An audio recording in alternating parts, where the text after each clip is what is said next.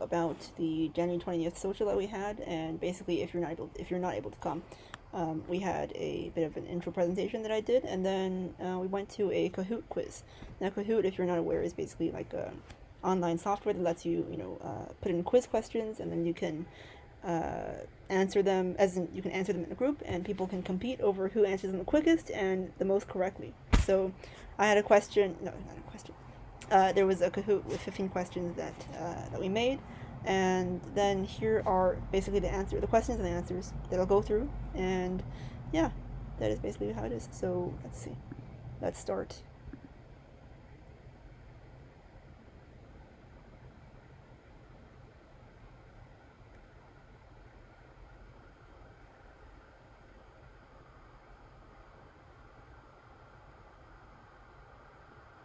Right, so the first question is, in standard database practice, which of these chart types is the easiest to understand? Yep, so we have a picture. Basically, you have to the left, top left bar charts, top right 3D bar charts, right? You can see them. And then bottom left, you have bubble charts, and bottom right, you have this heat map, which is kind of like different colors, right, of different bars. And in this case, bar charts is correct because, well, to be honest, I'm not gonna go through why, but basically, if you have your brain finds it easier to see, oh, this thing is longer than that one, instead of having like, oh, it's bigger, because especially circles are hard to determine, like, oh, this circle is bigger than the other one, right? Especially if they're very close, your brain finds it easier to be like, oh, well, this bar is actually quite small, and the other one is quite big. And adding another dimension really does not help, honestly. Which is why I guess people who do database they very much frown upon having these 3D charts unless they're really necessary for some topic that you have, right? And heat maps, there's also a difficulty with telling what colors are lighter or darker, like especially if they're very close together, right? So you can't really, it's very hard to tell. So that's the main thing. Okay, let's move on. I have 0 points. Okay, so this is a really hard one. I feel a bit mean for including this, but basically, so if we have a look at this graph, right? These are many choices for having the x and y, so of the graph. So you have either x is the life expectancy of each country, and each country is one dot, by the way. And then, or x could be per capita income, so the income per person in the country. It could be how much the country contributes to carbon emissions. Could be yeah, that's the only options. And then you could also have y, so y on the vertical axis. Again, per capita income or life expectancy, or country population, or country GDP. So it's all sorts of options, and it's very hard to tell, honestly. I think anybody find it difficult to tell, unless you were just him, like himself, what these were, because you just have to take a guess, kind of. But you can see that, for example, you have these two big bubbles, right? So there are, basically the size of the bubbles is correlated with, or not correlated, sorry, is indicated by the size, the population size of each country, right? So you have India and China, I suppose, right? Because they have a lot of people in them. So the correct answer is basically is this. But there's nothing. I mean, this is not, obviously, it's not necessary to know this to become good at database, right? It's just that this is just a fun thing that I want to include, and it's a really revolutionary graph. That he included. There's this very clear relationship, right, between how long people are expected to live and their per capita income.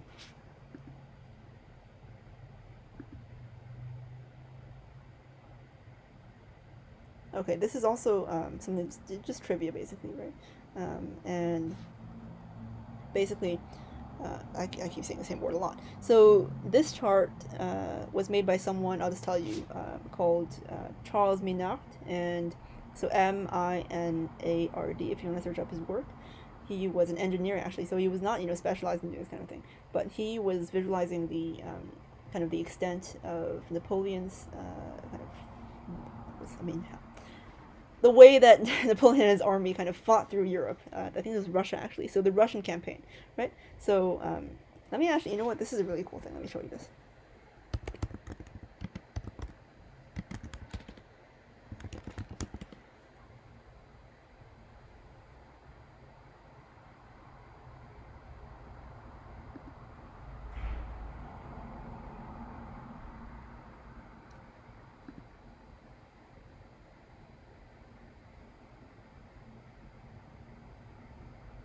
Hmm. Okay, so if you can see, this is something that I think is really genius, and I honestly like you can spend like basically like a whole hour basically looking into this and be like, well, what does each part mean? So if you look in general, it seems like it could be a map, right? So it could be like, oh, here's like the flow of something like along a geographical axis, or like in geography, right? So if you look at like like it goes up kind of, right, comes down. So that's the first aspect. It's geographical in some ways. And then if you look at like, oh, for example, there's like a beige, not just beige, like a kind of, I guess, burnt orange almost, like a, I don't know what color that is. Anyway, like a, yeah, that color, which starts kind of very very thick, right, and then as it goes along the map, it becomes very thin, right, and that basically the thickness of the line indicates the number of soldiers that Napoleon had. So basically, as he went along, right, he lost these soldiers. Maybe the soldiers, what, I don't know what they did. Maybe they, they went somewhere else. They died. They became sick. I don't know. They were captured, right? It could be anything. But this was, I think, the winter kind of was it winter? I don't know. Yeah, winter of it could be winter. So yeah, they could have died, right? It's very harsh conditions. Um, so yeah, that's what the kind of the thickness of those things were, right? So that's yet another aspect, right? And then you have the black, which is the return journey, so the retreat.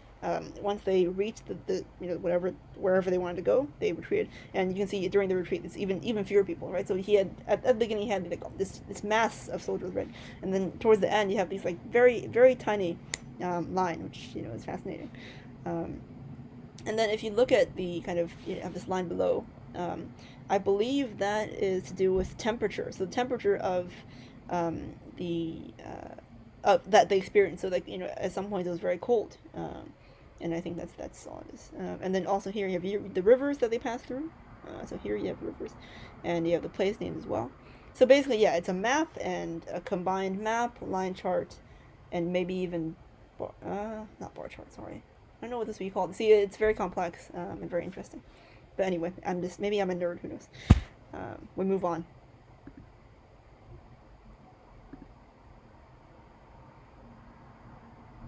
Right. So this is another cool thing, like about the history of database, because it has been done for a long time, longer than we think, right?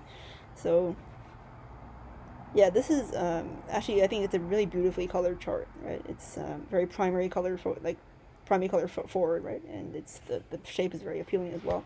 It's not something you see that much these days, right? Like it's if you went onto Excel, you wouldn't find this kind of thing, right? It's like a very unconventional type of chart for these days. But yeah, so the answer is W.E.B. Du Bois, and he did like I think he had like several careers. He was concurrently he wrote and he spoke, he researched. Obviously he was an activist, right? So a lot of his data of his work was on what are the disparities between white and black people in the U.S. During the time when he was alive. So I think towards the end of the 20th, sorry, end of the 19th century and the beginning of the 20th. So it was all about what is happening right now and how can we make people understand that this is the difference. And I think his work was very much a pioneering kind of focus. And honestly, it's in a field that really is not diverse, honestly, at all. And maybe actually it is diverse, but people who come from diverse perspectives haven't really had their voices, I guess, amplified, right? So that's the main issue. And we'll change that. Is what we hope, right? So. Okay, so um, okay, so here I'm blocking it. Sorry. This is a kind of, I'm not sure how famous it is, but it's like a semi-famous database thing, which sometimes people, you can get it on a shirt, you can get it on your mug. It's like this, popular instance of basically a heat map, right? So you have these like many lines, and each of the lines is one data point, and I think it's over time. So yeah, this is called these are called climate stripes. So as the blue means that the temperature is quite low, and then as it goes red, it means that the temperature is increasing. Right, that's the mean temperature. So it's like a very kind of very stark image of climate change, which that's obviously a whole different topic that we have to discuss. But yeah.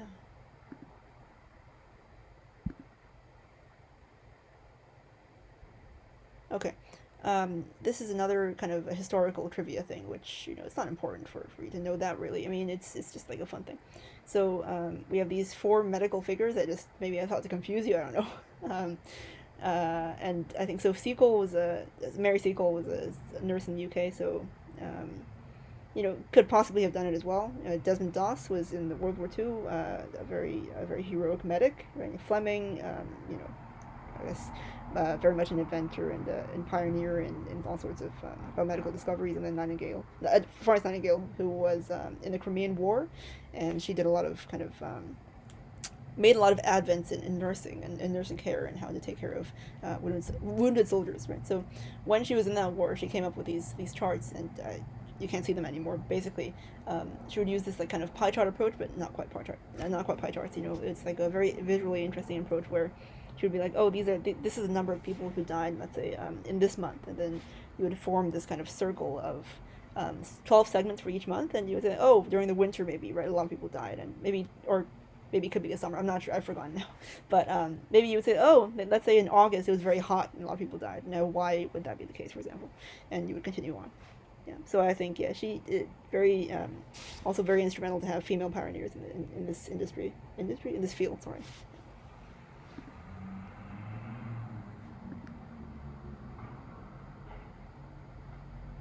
Okay, this is I guess a bit of a simpler one, I guess, but regardless, it doesn't matter. Again, if you're aware of these things, it's completely fine. So you have a pie chart on the left, and so I guess because it resembles a pie, right? It's round. And on the right, this is basically a pie chart, but with another circle in it that is cutting out the inner circle. And yeah, it's very straightforward. It's called the donut chart. So it looks like a donut, and now we are all hungry. It is really terrible. But yeah.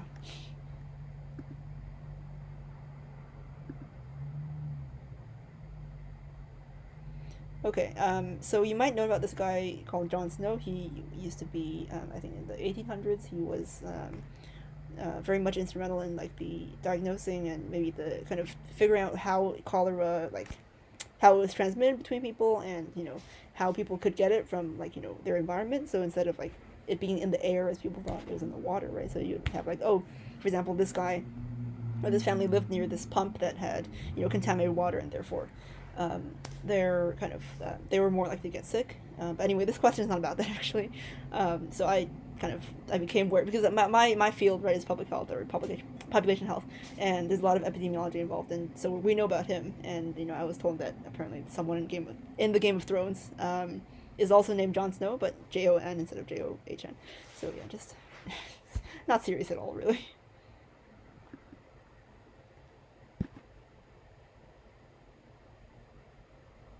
Okay, this is another one that's like maybe a bit silly to ask because it's really hard to determine, what exactly the answer to this is.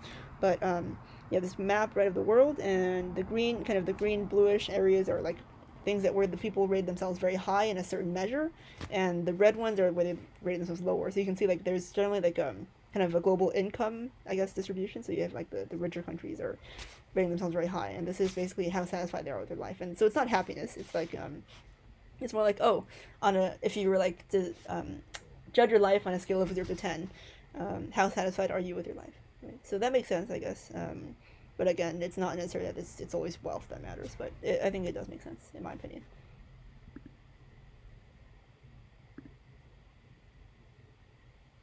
Okay, true or false. This you might also find very easy. So this is a word cloud, and so basically, maybe here the word the or the, however you want to say, is used very commonly. Which, yeah, of course it is, right? In the English language, and then also and in, of, all these different things. But yeah, it's just an arbitrary word cloud. That didn't really it doesn't really mean anything. Um, yeah, yay, correct.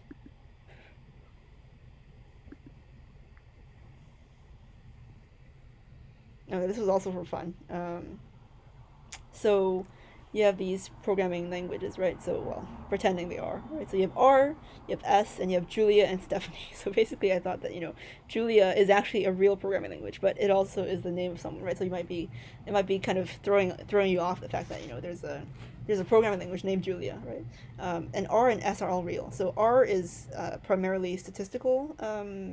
Kind of programming language, and it's used with like data. So if you have like maybe a data set, you put it in, you're like, okay, I want to clean this data set, I want to visualize it, I want to analyze it, all these things.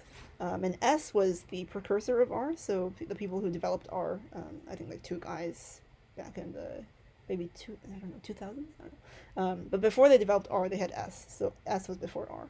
Doesn't make sense alphabetically as someone in the social told me, but yeah, that's basically how it is. And yeah, so Julia is real and Stephanie is not. There's also Python and all these different things. We're almost done here. So yeah, this is all maybe again very obvious. I keep saying it all the time. You do not need coding. Yes, we'll skip.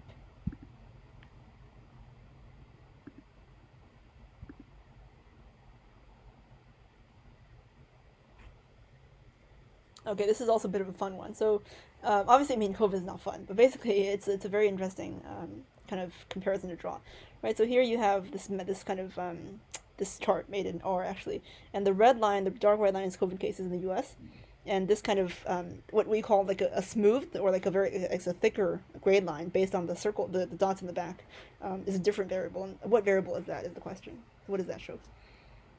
So yeah, this was making the rounds on Twitter a while ago. I think maybe on Instagram as well. I don't know. So the people in the U.S. basically there was this like kind of tendency for like people on Amazon to be like, oh, I've bought this candle that's supposed to smell like vanilla or something, right? And they were not smelling anything. It was like, oh, the candle is malfunctioned. It doesn't smell of anything. And we all know why that was, right? Obviously, they couldn't smell the candles. So yeah, it's just I guess a bit of a lighthearted. Yeah.